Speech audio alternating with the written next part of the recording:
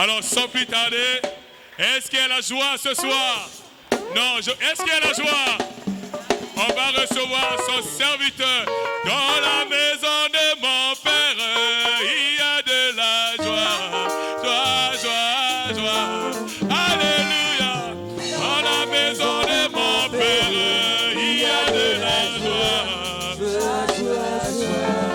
Alléluia. Oh, dans la maison de mon Père, il y a de la joie, joie, joie. Est-ce qu'il y a la joie ce soir? Dans la maison de mon Père, il y a de la joie, joie, joie, joie. Alléluia, oh, dans la maison de Jésus-Christ, il y a de la paix, paix, paix, paix. Alléluia, paix. dans la maison de mon Père, il y a de la paix, paix, paix, paix. Alléluia, Et dans la maison de mon Père, il y a le bonheur, le bonheur. Alléluia. dans la maison de mon Père, il y a le bonheur, Nous allons recevoir ce serviteur. Alléluia. Et dans la maison de Jésus-Christ, il y a de la joie, joie, joie, joie. Alléluia, Dans joie. la maison de mon Père, il y a de la joie, joie, joie. Et alléluia, oh, et tout va bien, tout va bien. Tout va bien, Jésus, oh, tout va bien. Tout va bien, tout va bien, Jésus est vivant. Amen, amen. Amen, amen. Est-ce que vous vous sentez bien? Est-ce que l'église est là? Est-ce qu'on peut acclamer fort pour le Seigneur Jésus? S'il vous plaît, arrangez-moi un peu le micro ici. Le son ne sort pas bien. Amen. Est-ce que vous êtes là? Il y a la joie ou il n'y a pas la joie? Il y a la joie ou il n'y a pas la joie? Alors s'il y a la joie, donnez-moi vos acclamations s'il vous plaît. Alléluia. Alors pendant que nous sommes debout, prenons rapidement nos Bibles pendant que nous sommes debout. Amen. Lisons rapidement dans Genèse 41, Genèse 24. Genèse 24 au premier verset. Pendant que vous êtes debout, je vais profiter de lire rapidement cette écriture. Genèse 24, premier verset. Merci, là le micro est bien réglé. Genèse 24, premier verset. Abraham était vieux, avancé en âge, et l'Éternel avait béni Abraham en toutes choses. Et Abraham dit à son serviteur le plus ancien de sa maison, l'intendant de tous ses biens. Il lui dit, mais je t'ai pris ta main sous ma cuisse, et je te ferai jurer par l'Éternel, le Dieu du ciel, et le Dieu de la terre, de ne pas prendre pour mon fils une femme parmi les filles de Canaan, parmi les filles de Cananéens, au milieu desquels j'habite. Amen. Il faut souligner un peu cette partie-là. Je te ferai jurer par l'Éternel, le Dieu du ciel et de la terre, de ne pas prendre pour mon fils une femme parmi les filles de Canaan, des Cananéens, au milieu desquels j'habite, mais d'aller dans mon pays, dans ma patrie, prendre une femme pour mon fils Isaac. Amen. Merci, nous allons prier le Seigneur. Dieu Tout-Puissant, notre Père Céleste, toi, le Dieu de notre pasteur Séraphin Mosengo, le Dieu de notre prophète William Aaron Branham, toi qui es notre Dieu, toi qui s'appelles le Seigneur Jésus-Christ.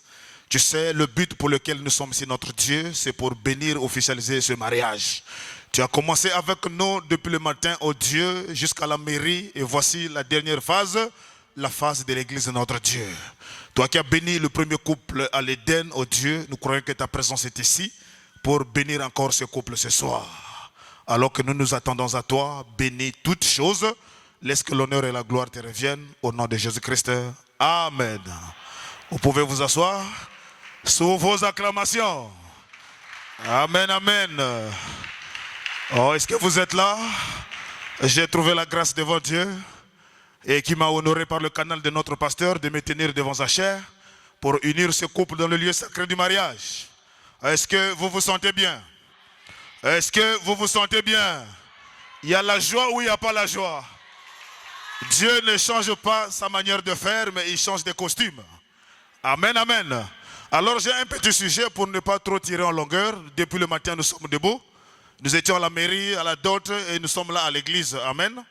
Donc j'aimerais seulement vous exhorter 15 minutes seulement. Je vais parler sur le choix d'Abraham, le désir d'Abraham pour son fils. Abraham, c'est notre père dans la foi.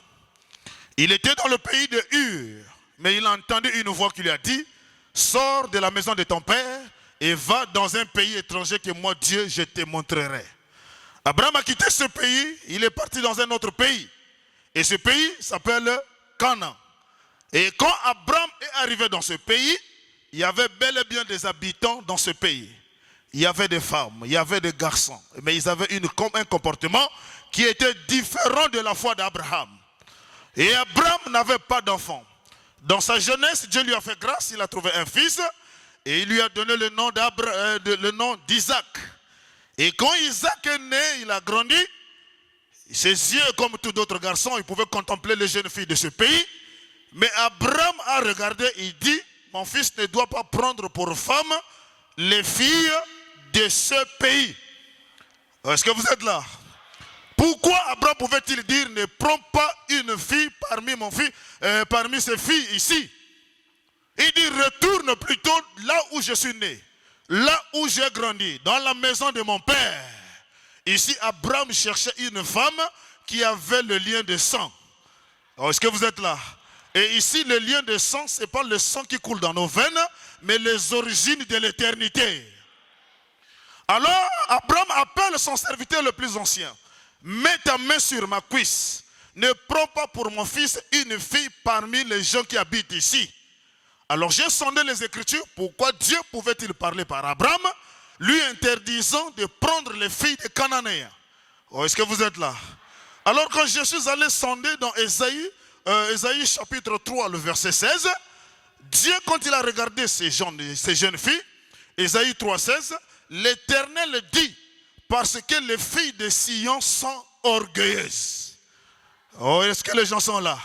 Abraham a regardé par la foi, c'était des genres de filles qui étaient tellement orgueilleuses. Alors une femme orgueilleuse n'a pas droit au mariage. Est-ce que les gens sont là? Parce que les filles de Sion sont orgueilleuses et qu'elles marchent le cou tendu. C'est-à-dire ce sont des jeunes filles, quand elles marchent, le cou est tendu. L'excès de la beauté, l'excès de la fierté. Le cou tendu, les regards sont effrontés. Et parce qu'ils vont à petits pas et qu'elles font résonner les boucles de leurs pieds. Donc ce sont des filles, même par la rue quand vous les regardez, ils ont des chaînettes au niveau des pieds. Ils ont des comportements bizarres. L'orgueil dans la chair. Abraham a dit non, mon fils ne doit pas prendre une fille très orgueilleuse qui a des chaînettes aux pieds. Retourne là où je suis né. Là-bas, il y a un message qui est prêché. La parole qui est prêchée là-bas change les comportements des gens. Est-ce que les gens sont là? Alléluia.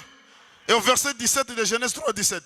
Le Seigneur rendra la chauve le sommet de la tête des filles de Sion. L'Éternel découvrira leur nudité. Et en ce jour, le Seigneur ôtera les boucles qui servent d'ornement à leurs pieds, et les filets et des croissants, c'est-à-dire ils ont même des pendants d'oreilles et des bracelets et les voiles. Toutes ces choses-là donnaient le dégoût à Abraham. Est-ce que les gens sont là?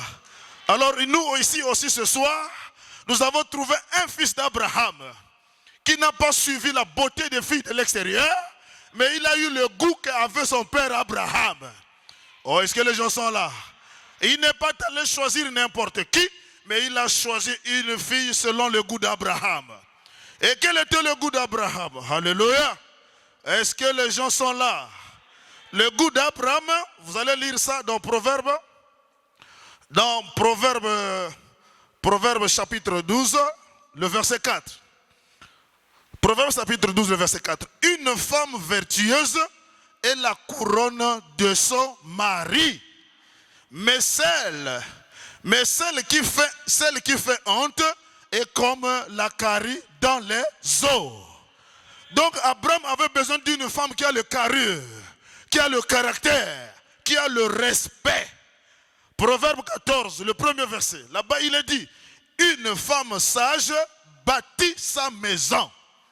C'est quoi une femme sage? Une femme qui ne prend pas les secrets de la maison pour aller les divulguer à ses copines.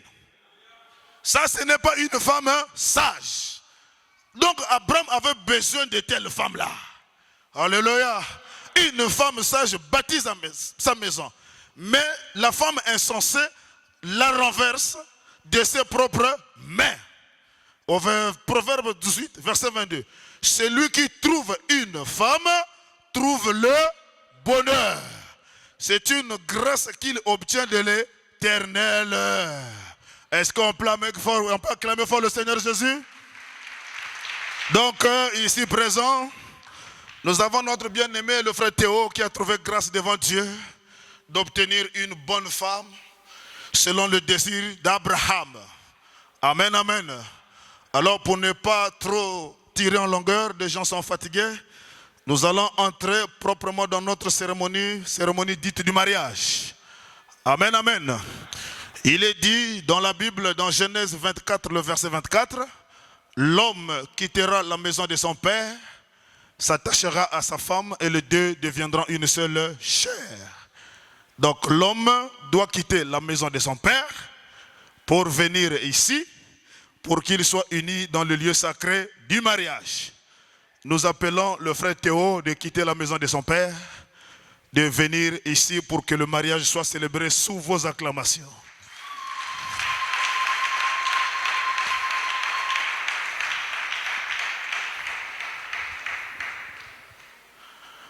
Amen, amen.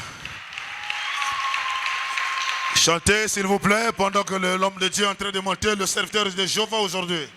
Sous vos acclamations. Merci beaucoup. Bonne arrivée dans le royaume des mariés.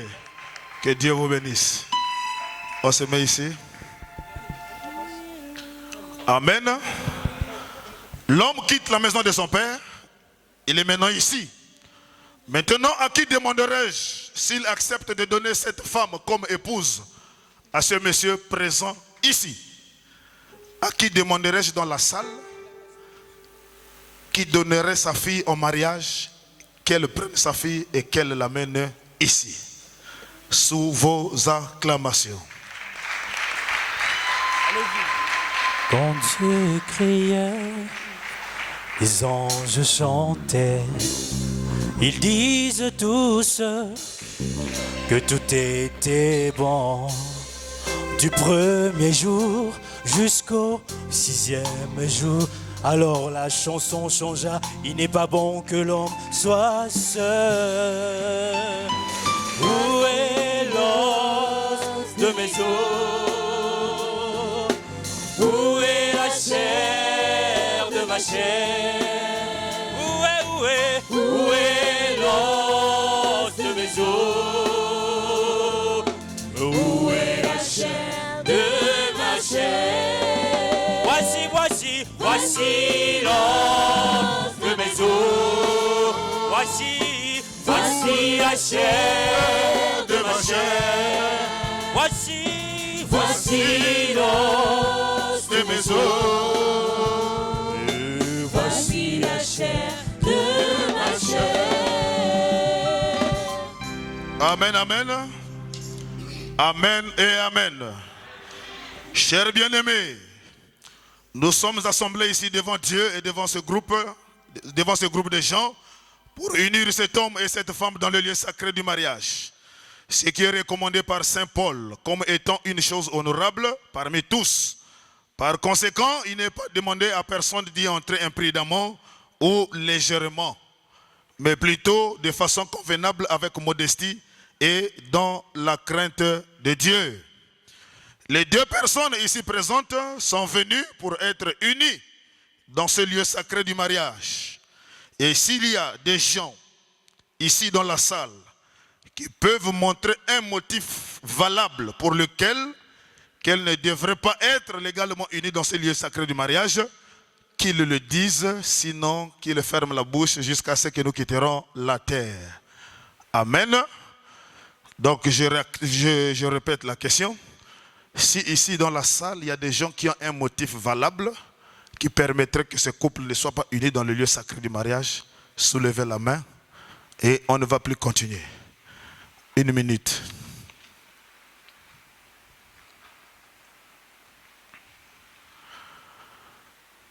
Il n'y a pas de main, acclamez fort pour le Seigneur Jésus-Christ. Amen, amen. Alors, je m'avance au milieu du couple. J'exigerai et vous demanderai à vous deux, car vous répondrez certainement au jour du jugement quand les secrets de tous les cœurs seront dévoilés. Et que si l'un de vous connaît un quelconque obstacle qui empêcherait que vous soyez légalement unis dans ces lieux sacrés du mariage, qu'il le confesse maintenant.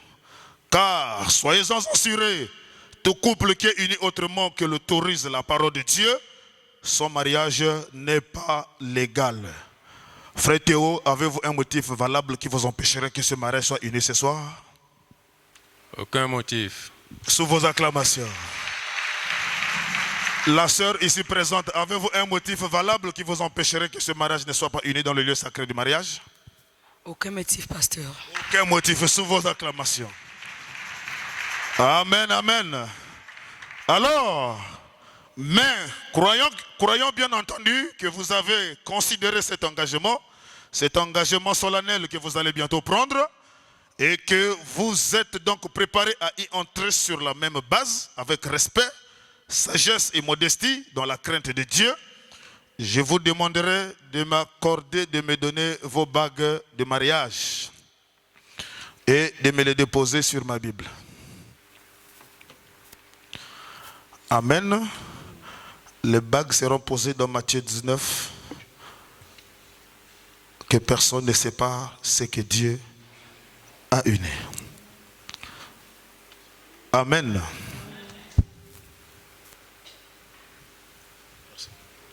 Tu peux attraper déjà. Merci. Frère Théo, acceptez-vous cette femme comme votre épouse légitime pour vivre avec elle dans ces lieux sacrés du mariage? Promettez-vous de l'honorer, de l'aimer, de la chérir dans la maladie, dans la santé, dans la tristesse ou dans la pauvreté, et d'abandonner toutes les autres femmes et de vous attacher qu'à elle seule, aussi longtemps vous vivrez tous deux ensemble? Est-ce que vous le promettez?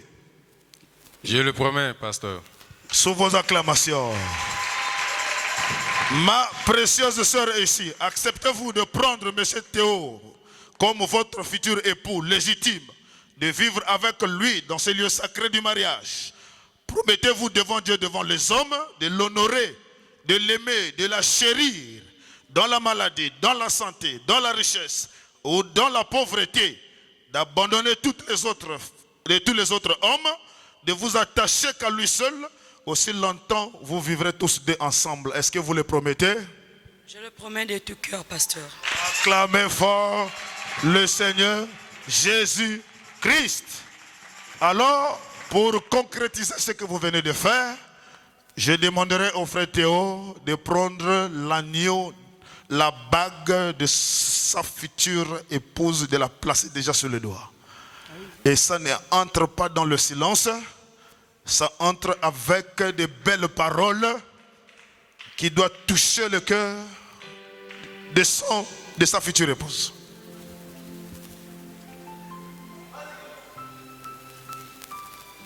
Mon amour, j'aime t'appeler amour parce que en moi, il y a un véritable amour pour toi. Et je sais aussi que dans ton cœur, il y a un véritable amour pour moi. Et c'est pour cela que je te mets cet anneau pour te prouver et te promettre d'être toujours un bon père, un bon mari qui ne t'abandonnera pas, qui te soutiendra toujours, et que je te demande devant Dieu et devant les hommes d'être la Justine que je connais. Je t'aime de tout cœur. Alléluia. La sœur aussi va faire la même chose. Montrez d'abord la bague à l'assistance qu'elle n'est pas cassée. Amen. D'habitude, c'est les sœurs qui font pleurer les maris. Mon flossettes qui sont toutes mes infections.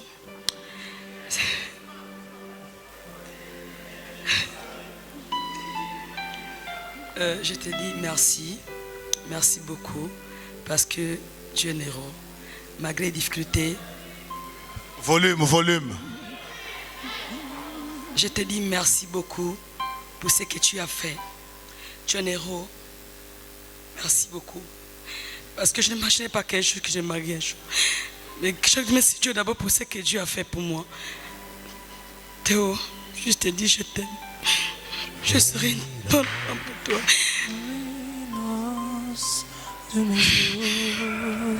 Je te remercie justement pour ce que tu as fait pour moi.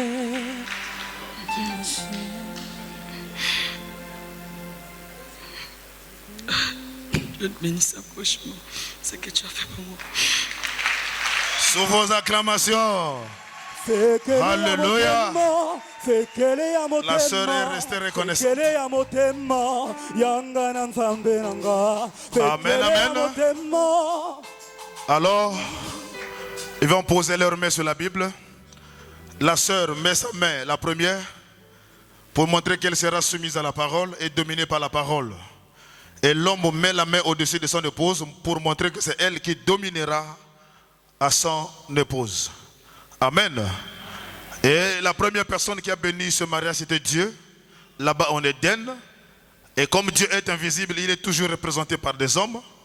Et notre pasteur n'étant pas là, moi étant son associé, j'ai mis ma main au-dessus de ce couple pour les unir. Amen. Nous allons prier. Dieu Tout-Puissant, notre Père Céleste. Toi, le Dieu de notre pasteur Séraphin Mosengo, le Dieu de notre prophète William Marion Branham. Toi qui es notre Dieu, toi qui s'appelle le Seigneur Jésus-Christ. Toi, le premier qui a béni le couple en Éden et tu les as rendus féconds. Tu les as donné des enfants. Tu les as fait prospérer, Seigneur Jésus-Christ. Toi qui as béni et honoré le mariage de notre pasteur Séraphin Mosengo en lui donnant des bons enfants et de former un bon couple, Seigneur. Je veux que le même Dieu qui a uni le mariage de notre pasteur, qui a béni mon mariage aussi, je viens sous la même base bénir ce couple, notre Dieu. Je les bénis dans le nom tout puissant du Seigneur Jésus-Christ. Ils ne sont plus deux chairs, mais ils sont maintenant une seule chair. Laisse qu'ils soient bénis, notre Dieu, que tu leur accordes tout ce qui accompagne ceux qui sont mariés légalement. Que tu leur donnes des enfants. Que tu leur donnes des moyens, Seigneur. Que tu leur donnes tout ce qu'il faut pour la gloire de ton Saint-Nom. Aucun démon de divorce, au Dieu Tout-Puissant, qui puisse s'élever dans cet âge mauvais pour toucher ce couple et les renverser. Seigneur, tu as dit dans ta parole infaillible, quiconque sera confiant en toi ne sera jamais confondu. Et sous base de cette écriture, je prends ce couple maintenant par la foi. Je les introduis dans la colonne de feu afin que toute confusion de la part de Satan soit vouée à l'échec pour la gloire de ton Saint-Nom. Aucun démon de la tradition, Seigneur, les esprits anti-mariage, les démons de la stérilité, que cela ne puisse pas les toucher. Bénis-les, Seigneur, en vertu de la commission que tu as donnée à notre pasteur et en vertu de l'ange qui est ici maintenant. Je les déclare mari et femme, unis dans le lieu sacré du mariage. Ils ne sont plus deux, mais ils sont unis, une seule chair. Dans le nom tout puissant de Jésus-Christ, nous avons ainsi prié. Amen. Amen et Amen et Amen. Nous allons passer à une étape tellement sérieuse. Nous allons demander au frère Théo de nous montrer la beauté qui est cachée derrière ce voile. Amen, amen. Qu'il s'approche doucement, doucement pour nous dévoiler les mystères cachés derrière ce voile. Amen. Jésus, tu es la plus belle chose qui me soit arrivée dans ma vie. Oh Jésus, Jésus, tu es la plus belle chose qui me soit arrivée dans ma vie.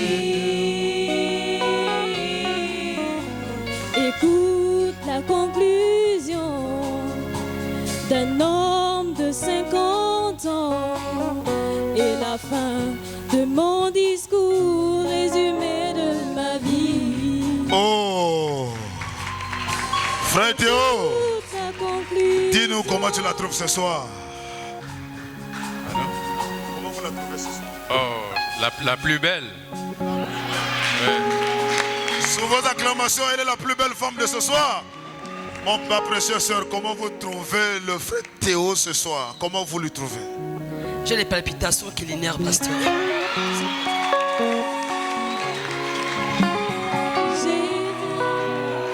Tu es Alors, en vertu des pouvoirs qui me sont conférés comme son serviteur, je vous donne l'ordre de vous embrasser très, très, très sérieusement. Jésus, tu es la plus belle chose qui me soit arrivée. Les murs de Jéricho sont déjà tombés. Dans ma vie. Oh Jésus, tu es la plus belle Amen, amen, amen, amen. qui me soit Alléluia. arrivée. Merci. Et là-bas en Orient, en Israël, quand les gens se mariaient, la femme devrait ôter le voile qui est sur sa tête et placer ça sur l'épaule droite de son mari pour montrer que je n'ai plus de décision à prendre. C'est toi qui deviens la tête, moi je suis le cou. La tête prend des décisions et le corps accepte. En d'autres termes, elle n'aura plus de décision à prendre. Quand elle va faire quelque chose, elle doit consulter le mari dans le moindre détail. Et le nom du mari, c'est un ordre. L'épaule droite. Ici. Ça descend comme ça. Voilà. Pour montrer que voici la personne qui va maintenant dominer sur mon territoire. J'ai établi le maire d'Okonja. Alléluia. Le maire d'Okonja, le maire d'Akeni. Sous vos acclamations. Merci. Nous sommes arrivés à la fin. On va prendre des photos. On avance ici. Tu es la plus belle chose qui me soit arrivée dans ma vie. Maman Séraphine. Jésus, Maman Séraphine. tu es la plus belle chose qui me soit arrivée dans ma vie. Jésus, tu es la plus belle chose qui me soit arrivée yeah. dans ma vie. Oh Jésus, Jésus, tu tu es es. la plus belle chose Merci frère Théo. soit arrivée Tu prends madame la main dans la main. dans ma vie. Vous venez vers ici. Mettez-vous debout, accompagnez s'il vous plaît. Amen, amen. Ils vont prendre les photos en bas ici avec la famille, avec les membres de l'église.